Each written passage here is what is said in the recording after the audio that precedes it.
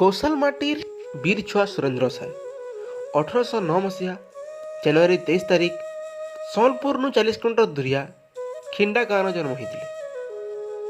ଧରମ ସିଂର 7ଟା ଛୁଆ ଭିତରୁ ସେ ଗୋଟେ ଥିଲେ।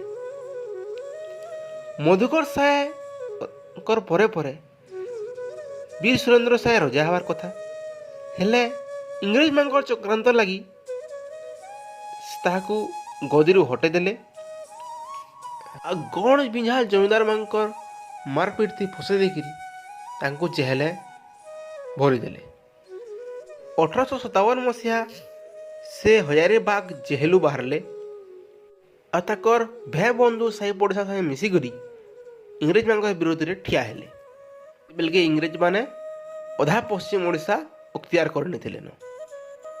ପାହାଡ଼ ପର୍ବତ ଗୁମ୍ଫାଙ୍କୁ ଲୁକି ଲୁକି ବୀର ସୁରେନ୍ଦ୍ର ସାଏ ଇଂରେଜମାନଙ୍କର ସାଙ୍ଗେ ଲଢ଼ୁଥିଲେ।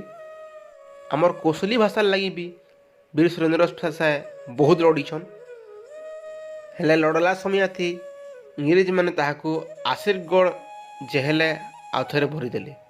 ଆଉ 28 ଫେବୃଆରୀ 1884 ମସିହାରେ ସେଇ ଜେଲ୍ ଭିତରେ ବୀର ସୁରେନ୍ଦ୍ର ସାଏ ତାଙ୍କର ଜୀବନକେ ତ୍ୟାଗ କଲେ। ଆଉ ଏଇ କୌଶଲ ମ୍ୟାଟ୍ ତାଙ୍କର ଗୋଟେ ବୀର ଛୁଆକେ ହରେଇଥିଲା। तो भाई मैंने केंदा लागला वीडियो कमेंट लिख और केन के नुआ टॉपिक तुमको वीडियो दरकार सेटा भी कमेंट लिख। आ फिर मिलवा गोटे नुआ वीडियो संगे जय मां संगे।